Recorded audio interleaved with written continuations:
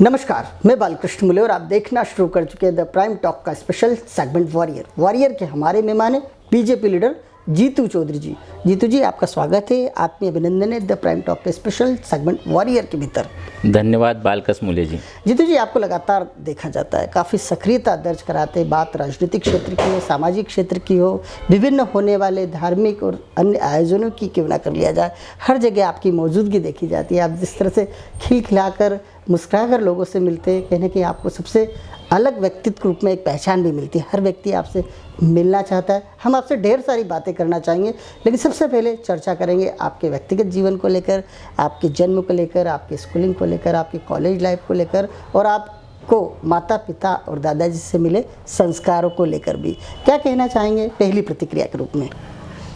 सबसे पहले तो मैं अपने जन्म की बात करता हूँ जी। तो हमारा जो परिवार है जी ये करीब इंदौर में ही पैदा हुआ है और बड़ा हुआ है। करीब 200 साल के समथिंग हमारे ये चौधरी परिवार है जो यहाँ इंदौर में रह रहा है। होलकर स्टेट से हमारा परिवार बसा हुआ है। क्या और मेरे दादाजी भगवान भाई चौधरी जी, फिर मेरे पापा घनश्याम चौधरी जी और उसके बाद मैं, हम सब कहीं ना कहीं राजनीति से पूरा परिवार जुड़ा रहा है। दादाजी मेरे 15 साल तक इस क्षेत्र के पंचायत के सरपंच रहे, निर्विरोध सरपंच रहे। उनकी कार्यकुशलता, उनका व्यवहार, उनका काम करने का तरीका इतना अच्छा था कि हर बार गांव के लोग, आसपास के लोग उन्हें ही सरपंच चुनते थे कि यार आप अच्छा काम कर रहे हो, आप ही रहो। उनसे ही प्रेरणा लेके मेरे पापा भी राजनीति में सक्रिय हुए जी। और उन्होंने भारतीय जनता पार्टी को पसंद करा। पापा भारतीय जनता पार्टी से जुड़े जी। फिर पापा को देख के मैं भी भारतीय जनता पार्टी से जुड़ा, भारतीय जनता पार्टी की रीति नीति पे चला और आज भी मैं भारतीय जनता पार्टी का कार्य करता हूँ। बिल्कुल, आप बेहद अनुशासित तरीके से आगे बढ़ते हुए दिखाई दे रहे हैं, जिससे भारतीय जनता पार्टी की विचार, रीति नीति, पार्टी के सिद्धांत और कहीं ना कहीं आपको परिवार में अपने स्वयं के पापा की ओर से जो सिद्धांत मिले हुए, कहने के धैर्य भाव, संयमित होकर जिस तरह से आप काम करते हैं, आपका कृतित्व खूब महिला की नगरी में पहचाना जाता है। खासतौर से पापा विश्वामित्र अवार्ड से सम्मानित है घनश्याम जी चौधरी और उन्होंने कई खिलाड़ियों को मुकाम तक पहुंचाया। कितनी खुशी मिलती है अपने परिवार से, इतनी ज़्यादा सार्थक, इतनी ज़्यादा पॉजिटिव एनर्जी समाज के भीतर घुलती मिलती है। बहुत ज़्यादा। मैं अक्सर मेरे दादाजी के किए हुए काम जी, उनके पास जो भी आदमी आया जी, उनकी जो उन्होंने मदद की जी, वो सोचता हूँ जब वो आज भी मेरे सामने वो चीज़ें आती है तो बड़ी खुशी होती है कि मैं आज उस परिवार का हिस्सा हूँ जी। कि इन्होंने इतने अच्छे काम पहले किए हैं। बिल्कुल मेरे सही कहा, पापा सार्थकता के साथ में काम किया और कहीं समाज को वो सारी सुविधाएं, सुख देने की कोशिश चौधरी परिवार की ओर से लगातार तीसरी पीढ़ी तक भी कायम की जा रही है। कहीं ना कहीं आज आपका कृतित्व यही बताता है कि आपको जो विरासत में एक राजनीति का पाठ मिला है उसको आप सही तरीके से आज भी पढ़ पा रहे हैं। लेकिन आपकी पढ़ाई की यदि बात करना चाहें तो कहाँ आपका स्कूलिंग हुआ है, कॉलेज लाइफ कैसी थी? मेरी पढ़ाई 2 स्कूलों में हुई। 8वीं तक मैं मालव विद्या मंदिर तक पढ़ा जी। फिर उसके बाद में 8वीं से 10वीं तक, 12वीं तक मैं बाल पब्लिक स्कूल में पढ़ा। 12वीं के बाद में मैं क्रिश्चियन कॉलेज के अंदर मैंने मेरा फाइनल ईयर कंप्लीट किया। जी। इसके बाद से फिर राजनीति में जो सक्रिय हुए तो फिर उसके आगे की फिर पढ़ाई वगैरह सारी रुक गई थी, विराम हो गई। जी, सही कहा आपने। जिस तरह से राजनीति का एक शौक लग जाता है व्यक्ति को और कहीं ना कहीं जिस समय की आप राजनीति किया करते थे उस समय की राजनीति विपक्ष की राजनीति कही जा सकती थी और आप युवा मोर्चा में, भारतीय जनता युवा मोर्चा में काफ़ी सक्रिय लीडर के रूप में इंदौर शहर में अपनी पहचान उस दौरान भी बनाते दिखाई दिए थे। किस तरह युवा मोर्चा से जुड़े थे, किन के साथ जुड़े थे, किन किन पदों पर आप काम कर चुके, किस तरह आज उन दिनों को याद करना चाहते हैं? युवा मोर्चा में हम सबसे पहले यहाँ तिलक मंडल हुआ करता था जिसके अध्यक्ष महेश जोशी जी हुआ करते थे। उनके साथ हम युवा मोर्चा में जुड़े। यहाँ पर युवा मोर्चा के अंदर भी उपाध्यक्ष की पोस्ट रही। फिर कांग्रेस सरकार हुआ करती थी जब यहाँ लाइट की समस्या बहुत हुआ करती थी पूरे इंदौर में, बिजली कटौती, तो एक हल्ला बोल का कार्यक्रम युवा मोर्चा ने रखा। हम कलेक्टर साहब के यहाँ हल्ला बोल करने गए कि जब हमारे यहाँ लाइट बंद है, हम रात जग रहे हैं तो आप भी जगो। क्या बात है। और उस टाइम में एक बड़ा जोरदार लाठीचार्ज भी फिर कलेक्टर साहब जो उस टाइम थे उन्होंने जो किया, तो वो आज भी बड़ा याद आता है, युवा मोर्चा का वो कार्यक्रम। फिर उसके बाद में युवा मोर्चा में मैं अजीत रघुवंशी जी हमारे नगर अध्यक्ष बने, उनके साथ में सांस्कृतिक मंडल का सह संयोजक भी रहा। उनके साथ काफ़ी कार्यक्रम किए हमने, एक से एक अच्छे रचनात्मक कार्यक्रम किए। फिर बाद में संजय शर्मा जी आए युवा मोर्चा के नगर अध्यक्ष बन के, उनके साथ भी मैं रहा, अच्छे काम किए।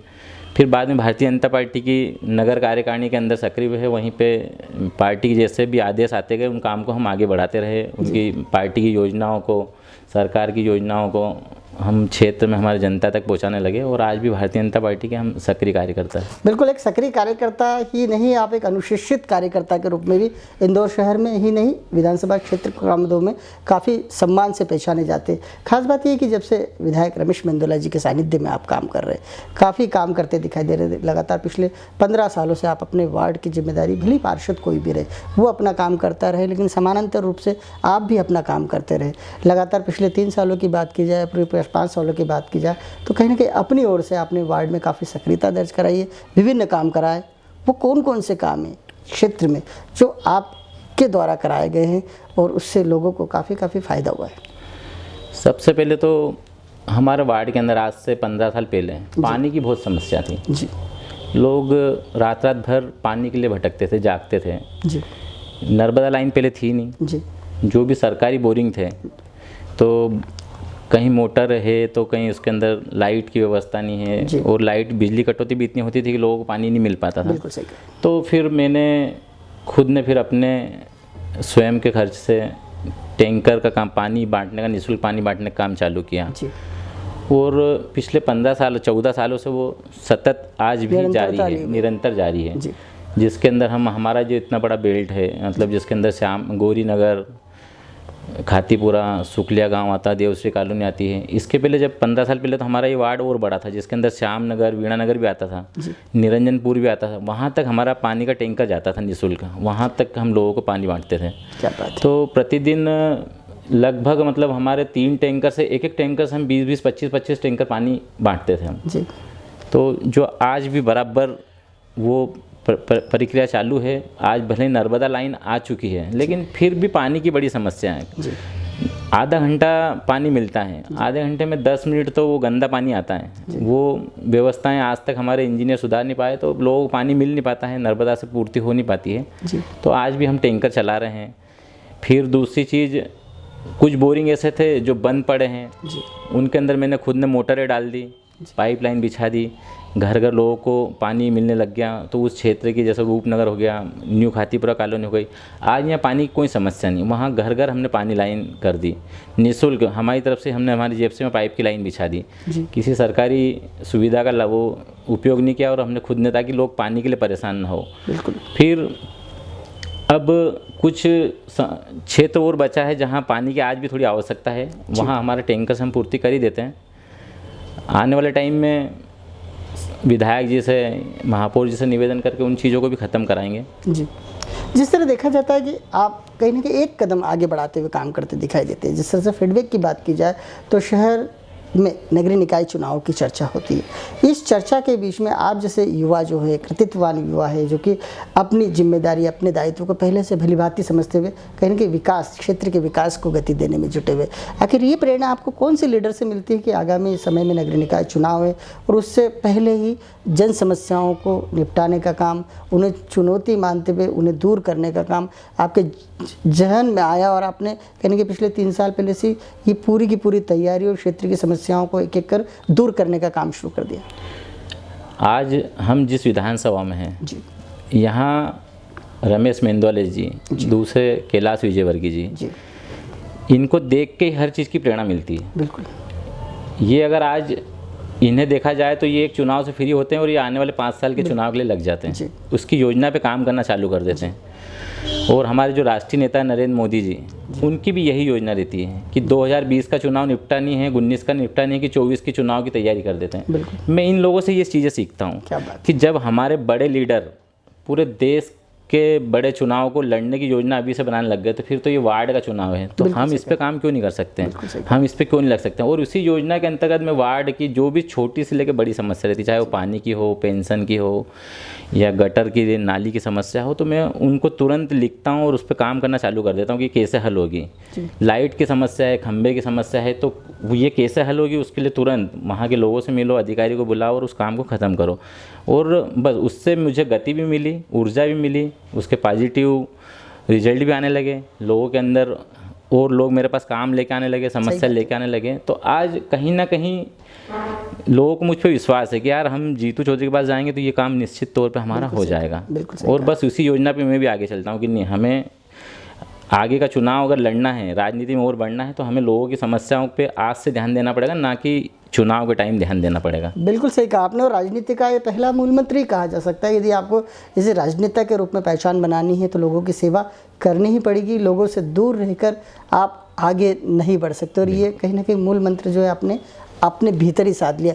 मैं लगातार आपसे मिल रहा हूँ इंटरव्यू के सिलसिले में, जब भी आपसे चर्चा होती है और जब भी आपसे बात करता हूँ, देखता हूँ लगातार लोगों के फ़ोन कॉल्स आते हैं आपके पास में और लोग आपसे बहुत सारे काम कराने की कोशिश करते हैं। पिछले दिनों की बात की जाए या इस दौर की बात की जाए, वैश्विक महामारी कोविड का दौर है, मैंने देखा है लगातार आपने मेडिकल इक्विपमेंट से लेकर मेडिकल के क्षेत्र में जिस तरह से लोगों को एक मार्गदर्शन देना चाहिए वो लगातार आप देते रहे। आपके परिवार में पापा की तबीयत ठीक नहीं थी, बावजूद इसके आप लोगों की मदद करने में कहीं पीछे नहीं रहे। किस तरह इन दिनों को याद करते हैं, कितना सेवा का मौका मिला है, क्योंकि इस दौरान आप जैसे कृतित्ववान व्यक्तित्व ने वो काम किया है जिसे सच्ची जनसेवा कहा जा सकता है। किस तरह आपने कोविड-19 के काल में लोगों की मदद की है? जो पूरे विश्व पे एक महामारी ने आक्रमण किया, बिल्कुल पूरे विश्व के लिए, खास तौर पे हमारे भारत के लिए ये बड़ी अनोखी चीज़ थी और दुर्भाग्यपूर्ण चीज़ मैं मानता हूँ। प्रयास पूरा करा, दिल से प्रयास करा कि जो हमारे पास आएगा हम उसे जो भी राशन की आवश्यकता होगी, आर्थिक मदद की ज़रूरत होगी, वो पूरी करेंगे। और उसके लिए हमने तुरंत लॉकडाउन के तीसरे चौथे दिन ही फेसबुक, व्हाट्सएप से, दोस्तों के माध्यम से खबर पहुंचा दी कि भैया जिस घर में भी दिक्कत हो, क्योंकि मेरा क्षेत्र जो हम जहाँ रहते हैं मध्यम वर्गीय लोग हैं, यहाँ लोग रोज़ कमाने वाले हैं, रोज़ खाने वाले हैं। तो मुझे पता था कि लोगों के पास राशन 3 दिन बाद, 4 दिन बाद स्थिति डाउन होने लगेगी। तो मैंने तुरंत व्हाट्सएप पे, फेसबुक पे मैसेज चलाया कि जिसे भी किसी भी प्रकार की आवश्यकता हो, राशन की या अन्य कोई आर्थिक आवश्यकता हो, तो आप बराबर मेरे घर पे 24 खातीपुरे पे संपर्क करें। ये मेरा मोबाइल नंबर, इस पे संपर्क करें। और बराबर उसके बाद दूसरे दिन से ही लोग मेरे घर आने लगे। किसी को चावल, किसी को आटा, किसी को तेल, किसी को सब्जी, किसी को प्याज, आलू। फिर कुछ लोग ऐसा है कि आर्थिक आवश्यकता भी है तो उन्हें वो भी हमने हमारी तरफ से पूरी मुहैया कराई। फिर थोड़े टाइम बाद फिर जब सरकार ने गाइडलाइन जारी की कि मास्क बहुत ज़रूरी है, सैनिटाइज बहुत ज़रूरी है, तो फिर हमने उसका वितरण चालू किया। जब तक फिर नगर निगम की तरफ से भी ये चीज़ें आने लगी थी, विधायक जी का आदेश हुआ, विधायक जी ने भी जो सरकार की तरफ से जो उनको व्यवस्था मिली वो, उसके अलावा भी जो सब लोगों से उन्होंने इकट्ठा किया उसे सब दूर वितरण करने की व्यवस्थाएं भी थी। तो लगभग हम हर लोगों के पास में पार्टी के माध्यम से भी, व्यक्तिगत माध्यम से भी और संगठन के माध्यम से हम सब लोगों तक गए, उनके घर घर जाके वो चीज़ें पहुँची। जीतू जी, वाकई आपका सामाजिक सरोकार जो है तारीफ़ काबिल है। जिस तरह से देखने को मिलता है आपका व्यक्तित्व, उतना आप बताना नहीं चाहते जितना आपका कृतित्व है, लेकिन हम समझते हैं कि आप सभी को साथ लेकर, सभी को साथ कर आगे एक समन्वय के साथ में, एक समन्वय की राजनीति करने में खूब विश्वास करते हैं। आप सामाजिक रूप से किस तरह सक्रिय, यदि खाती समाज की बात की जाए तो किस तरह अपने समाज को और इतर समाज, चूँकि आपके वार्ड में बहुत अलग अलग समुदाय के, समाज के लोग भी रहते, किस तरह सभी के बीच तालमेल बैठा के रखते, उनके आयोजनों को सफल बनाने के लिए हमेशा तत्पर दिखाई देते हैं? जहाँ मेरे समाज की बात की जाती है तो मेरे समाज के अंदर मुझसे और भी वरिष्ठ लोग हैं। तो मैं ये देखता हूँ कि मेरे पापा की नज़र में कौन बेस्ट है, कौन अच्छा है जो अपने समाज के लिए कर सकता है, तो हम लोग उन्हें सपोर्ट करते हैं जी। उनकी बातों को अपने लोगों तक, अपने दूसरे जो समाज के लोग हैं उनके पास ले जाते हैं और वो उन्हें हम आगे बढ़ाते हैं ताकि ये हमें समाज को सही दिशा दिखाएंगे, समाज की जो कुरीतियाँ हैं उन्हें ये ख़त्म करने में बहुत अच्छा योगदान देंगे और समाज को ये फ़ायदा पहुंचा सकते हैं। हम हमारे समाज के ऐसे लोगों को, जिसमें ख़ास तौर पे सुभाष चौधरी जी, सरदार पहलवान जैसे लोग हैं जिन्हें हमने सपोर्ट किया और उन्होंने समाज के लिए बहुत कुछ किया। समाज की हर कुरीति को ख़त्म करने के लिए, जैसे नुक्ता प्रथा, जी, दहेज प्रथा, क्या बात है। और इसके अलावा एक हमारे यहाँ गोरनी होती है, जी, और ये मामेरा प्रथा, जी, इन्हें ख़त्म करने के लिए उन्होंने पूरे प्रयास किए क्या और जिसके अंदर वो बहुत हद तक सफल भी हुए। तो हम ऐसे लोगों को, जो कि समाज की ये बहुत बड़ी कुरीतियाँ हैं, जिसके अंदर शादी करने पे आदमी कर्जदार हो जाता है, जी, तो ऐसे लोगों को उन्होंने रास्ता दिखाया कि यार शादी छोटी करो, जी, मामेरा प्रथा बंद करो, जी, नुक्ता प्रथा बंद कर दो, नुक्ते अगर पैसे बचे हैं तो किसी सामाजिक संगठन में अपनी धर्मशाला में डोनेट कर दो, या और कहीं ऐसी जगह उसको व्यवस्थित कर दो। और वो लोग, ऐसे लोगों की जब विचारधारा रहती तो हम बराबर उसको हम भी चाहते हैं कि ऐसे लोग आगे बढ़े और हम उन्हें सपोर्ट करते हैं। दूसरा, अन्य समाज मेरे क्षेत्र में, हमारे क्षेत्र में यहाँ 3-4 बड़े बड़े समाज हैं। जी, यहाँ चौरसे समाज है, साहू समाज है, मालाकार समाज है, यादव समाज है, प्रजापति समाज है। तो ऐसे समाज के जब भी कोई बड़े आयोजन होते हैं, जी, चाहे वो परिचय सम्मेलन हो, सामूहिक सम्मेलन हो, जी, वो आते हैं और उनकी सारी व्यवस्थाएं फिर वो हमारे जिम्मे कर जाते हैं कि अब ये आपका काम है, हमारा कार्यक्रम आपको कराना और आप भी कर सकते हो इसे। जी, और आप मानोगे नहीं कि उनके 10,000 लोगों का, 15,000 लोगों का कार्यक्रम हम बड़े अच्छे तरीके से कर देते हैं। उनकी शादी कब हो जाती है, कब उनको पता भी नहीं चलता कि यार इतना बड़ा सम्मेलन ख़त्म हो गया हमारा। और वो लोग बड़ा मान सम्मान देते हैं, बुलाते हैं कि आप लोग हो तो हमारा कार्यक्रम हो जाएगा। ऐसे साहू समाज का सम्मेलन भी सबसे पहला मैंने कराया यहाँ। चौरसे समाज का जो शादी का सम्मेलन हुआ वो भी मैंने कराया। प्रजापति समाज का परिचय सम्मेलन था वो मैंने करवाया। अभी यहाँ मालाकार समाज, कोई धर्मशाला वगैरह उन्हें खरीदना थी, उसके अंदर पूरा सहयोग करा, आज उनकी धर्मशाला हो गई है। चौरसे समाज की धर्मशाला अगर बनी तो उसके अंदर सबसे पहले बोरिंग मैंने कराया वहाँ, उसकी नींव हमने रखी। इसके अलावा साहू समाज की धर्मशाला, उसके अंदर बोरिंग, उसकी छत, पूरी बाउंड्री वाल वगैरह मैंने कराई। तो समाज के लोग जो भी आते हैं उन्हें पता है कि हाँ यहाँ जाएंगे अपना सारे काम हो जाएंगे। बिल्कुल सही कहा। तो सामाजिक स्तर पे जो भी हमसे होता है, हमारे पास जो भी आए, हम उसकी पूरी मदद के लिए तन मन धन से समर्पित रहते हैं। बिल्कुल, सामाजिक सरोकार की तो बात होगी, लेकिन आपके जो धार्मिक आयोजन है वो भी काफ़ी देखे जाते हैं। उसमें बहुत बड़ी संख्या में यूँ कहे कि श्रद्धालु जुटते भी है और कहने के आयोजन एक उत्सव का रूप ले लेता है और वो यादगार बन जाता है। कौन कौन से आयोजन आपके द्वारा कराए जाते हैं विशेष तौर से? विशेष तौर पे हमारा सबसे अच्छा आयोजन होता है हरतालिका तीज का, जहाँ महिलाएं रात भर अपने पति की लंबी उम्र के लिए निर्जला व्रत रहती है, उपवास करते हैं वो।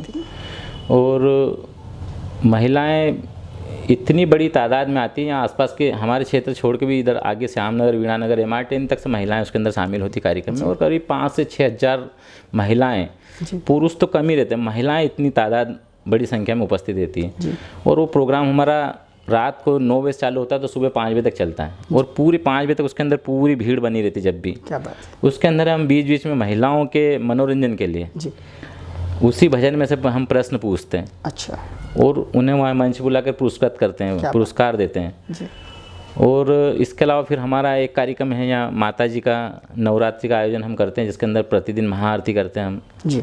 और कम से कम 2 से 3 हज़ार लोग महिला को वहाँ प्रसाद वितरण प्रतिदिन होता है हमारी तरफ से। आखिरी दिन छोटी छोटी कन्याओं को पुरस्कार वितरण होता है, जिसके अंदर इनाम दिया जाता है उनको फिर। और आसपास जो जितने दूसरे आयोजन होते हैं उसके अंदर जहाँ लोग बुलाते हैं वहाँ जैसी जो हमसे अपेक्षाएं रखते हैं, मूर्ति वितरण का कार्यक्रम भी हम करते हैं नवरात्रि में। 21-51 मूर्ति भी बांटते हैं हम, वहाँ आरतियों में जाना। तो ऐसे धार्मिक आयोजन हमारे क्षेत्र में चलते हैं और उसके अंदर हम पूरी तरीके से समर्पित रहते हैं। बिल्कुल, आपके भीतर एक आत्मसंतुष्टि का भाव भी नज़र आता है जब आप बोलते हैं। काफ़ी धैर्य, काफ़ी संयम के साथ में अपनी बात को रखते हैं। काफ़ी सुलझे हुए व्यक्तित्व के रूप में भी आपको देखा जा सकता है। किस तरह का अध्यात्म करते हैं? कौन है आपके गुरुजन? सबसे बड़े गुरु तो मैं अपने पापा को मानता हूँ। क्या बात है। फिर जो उनके गुरु है उत्तम स्वामी जी, उनको भी मैं अपना गुरु मानता हूँ कि जो मेरे पापा के गुरु है वो मेरे गुरु है। बहुत सुंदर। तो मैं उत्तम स्वामी जी पापा जिस प्रकार से बहुत सारी ऐसी विपत्तियाँ आई, समस्या आई, और जब उनके सामने वो चीज़ें गई तो बड़े इत्मीनान से, ध्यान से, बिना विचलित हुए, घबराए हुए जब उन चीज़ों का वो हल निकालते हैं और भी लोगों का वो हल निकालते हैं, तो मैं उनसे सीखता हूँ कि जब ये इतने लोगों की समस्याओं को सुलझाते हैं बड़े अच्छे तरीके से, तो हमें भी कंट्रोल में रहना चाहिए। बिल्कुल संयमित, धैर्य रख के, परेशानी आज है कल नहीं रहेगी, उस विचार पे चलते हुए बिल्कुल कंट्रोल रखो अपने आप पे और उनके आशीर्वाद से, गुरुजी के आशीर्वाद से, पापा के आशीर्वाद से हर चीज़ का रास्ता निकलता है और उनके आशीर्वाद से आज हम सफलता की ओर धीरे धीरे बढ़ रहे हैं। बिल्कुल सही कहा आपने कि जिस तरह से आप सफलता की ओर आगे बढ़ रहे हो, लगातार आपको लेकर देवी अहिल्या की नगरी में खूब सकारात्मक चर्चाएं भी होना शुरू हो गई। नगरीय निकाय चुनाव का दौर शुरू होने को है, कहीं ना कहीं आपके परिवार का नाम, क्योंकि चूँकि सामान्य महिला अवार्ड आरक्षित हुआ है, इस स्थिति में खूब सम्मान के साथ लिया जा रहा है। क्या तैयारी है आपकी चुनाव की दृष्टि से? चुनाव के लिए हमारी पूरी तैयारी है। चुनाव के लिए महिला वार्ड हुआ है जी। वार्ड के अंदर जहाँ कहीं भी कोई आयोजन होता है या तो वहाँ बराबर मेरी श्रीमती रचना चौधरी जी उपस्थित रहती है। इसके अलावा भी उनका जनसंपर्क, महिलाओं से मिलना चल रहा है। बूथ स्तर पे भी हमारी सारी तैयारियां कंप्लीट है। वोटर लिस्ट भी हमने तैयार कर रखी है, कंप्लीट कर रखी है। और अभी तक जो हमने काम किए हैं और विशेष तौर पे खुद के स्वयं के खर्च से, वो हमारे वार्ड की हर जनता को पता है। बिल्कुल सही कहा कि अगर रचना चौधरी चुनाव लड़ रही है तो निश्चित तौर पे वोट रचना चौधरी को देना है। उसकी वजह यही है कि पिछले 15 साल से निरंतर मैं वार्ड की जनता के संपर्क में हूँ, उपलब्ध रहता हूँ। उन्हें पता है कि अगर फ़ोन चलेगा और इसने उठा लिया है तो समझ लो काम अपना होगा। तो ये विश्वास है जनता को कि जीतू चौधरी है ना, काम अपना हो गया। तो आज जो मैंने अपनी काम करने वाली छवि इस वार्ड में मैंने जो बना ली है, तो उससे मैं पूरी तरीके से श्योर हूँ 100% कि ये चुनाव हम जीतेंगे। और कहीं ना कहीं भारतीय जनता पार्टी, रमेश दादा का आशीर्वाद भी इस बार हमारे परिवार पे रहेगा, हम पर रहेगा कि टिकट भी निश्चित तौर पे हमारे घर पे आएगा और हम भारतीय जनता पार्टी के नेतृत्व में ये नगर निगम का चुनाव लड़ेंगे और बहुत अच्छे रिकॉर्ड मतों से, मतलब पूरे 85 वार्डों में सबसे ज़्यादा वोटों से गौरीनगर वाली सीट विजय होगी। ये मैं आपको विश्वास दिला रहा हूँ कि हम सबसे ज़्यादा वोटों से जीतने वाली अगर सीट है 85 वार्डों में तो गौरीनगर वार्ड 20 निकलेगा और वो भी हमारे परिवार से सबसे ज़्यादा वोटों से लीड हम लेंगे। बिल्कुल, ये मुझे विश्वास अपने काम पे, अपने कार्यकर्ताओं की मेहनत पे। बिल्कुल सही कहा। और यही आत्मविश्वास हर लीडर को अपने भीतर रखना चाहिए और आत्मविश्वास से ही विश्वास बनता है और विश्वास से ही जीत दर्ज होती है। आप काफ़ी अच्छे खिलाड़ी भी रहे, विभिन्न खेलों को खेलते थे, खेल स्पिरिट के साथ में इन दिनों राजनीति करते दिखाई दे रहे। जिस तरह खिलाड़ी मैदान में जाता है और पसीना बहाता, उसी तरह आप राजनीति के मैदान में इन दिनों खूब पसीना बहा रहे। कौन कौन से खेलों से आपको प्रेम है? कौन कौन से खेल खेलने के बाद वो खेलों का जो कहीं ना कहीं सकारात्मक रूप है वो राजनीतिक क्षेत्र में आपके काम आ रहा है? किस तरह डिफाइन करना चाहेंगे? सबसे पहले तो मेरे दादाजी पहलवान थे, कुश्ती के बहुत अच्छे पहलवान रहे जी। तो उनसे प्रेरणा मिली जी। शरीर मजबूत रखना है, स्वस्थ रहना है जी। तो मैंने उनके संरक्षण में, उनके आशीर्वाद से मैंने दंड बैठक खूब लगाई। क्या बात है, देसी? उनके सामने देसी। क्या बात है। पापा भी कबड्डी खिलाड़ी रहे, अंतर्राष्ट्रीय राष्ट्रीय खिलाड़ी रहे जी। मध्य प्रदेश को पहला गोल्ड अगर मिला था तो मेरे पापा की कप्तानी में मिला था कबड्डी का। क्या बात है, खूबसूरत। तो परिवार में खेलकूद के प्रति शुरू से माहौल रहा जी। उसी को मैंने अपनाया। मैंने कि हम स्वस्थ रहेंगे तो हम आगे और भी हर चीज़ पे ध्यान अच्छे से दे देंगे। तो फिर मैंने कुश्ती भी लड़ी, मैं चंदन गुरु व्यायामशाला गया जी। फिर उसके बाद में कुश्ती के दौर के बाद में थोड़ा सा कराटे का दौर आया तो मैंने कराटे भी सीखे। सोतोकान में गया मैं, करीब मैंने 3 साल कराटे भी सीखे 90 से 93 तक जी।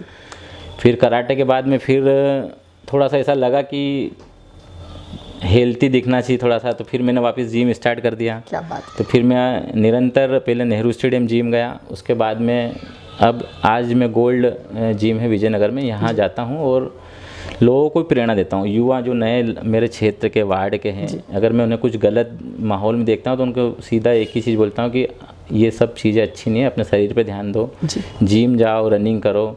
यहाँ पास में एक ITI ग्राउंड है जी, वहाँ का भी ट्रैक ख़राब हो गया था जी।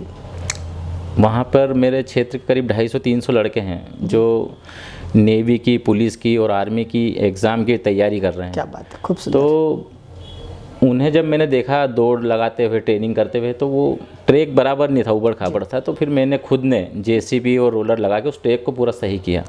तो मेरा ये सोचना है कि हम स्वस्थ हैं, हमारे छोटे भाई जैसे इस क्षेत्र के अंदर लोग रह रहे हैं, बच्चे रह रहे हैं, वो भी स्वस्थ रहें और अगर अपने प्रयास से अपनी थोड़ी सी सुविधाओं से, व्यवस्थाओं से अगर इनका ये ट्रैक सही कर सकूं और ये अगर आर्मी में चले जाएंगे, सेना में चले जाएंगे, तो आज कहीं ना कहीं हमारे क्षेत्र का नाम होगा, हमारे शहर का नाम होगा, देश का नाम रोशन करेंगे। बिल्कुल सही कहा। और उनके दिलो दिमाग में एक सकारात्मक माहौल भी पैदा हो। और बिल्कुल उनके सबके दिल दिमाग के अंदर एक माहौल है कि नहीं यार चलो हमें किसी ने तो हेल्प की, मदद की, जबकि वो हर नेता से वो रिकमेंड कर चुके थे कि हमारा ट्रैक बनवा दो, ट्रैक बना दो, हम प्रैक्टिस नहीं कर पा रहे हैं जी।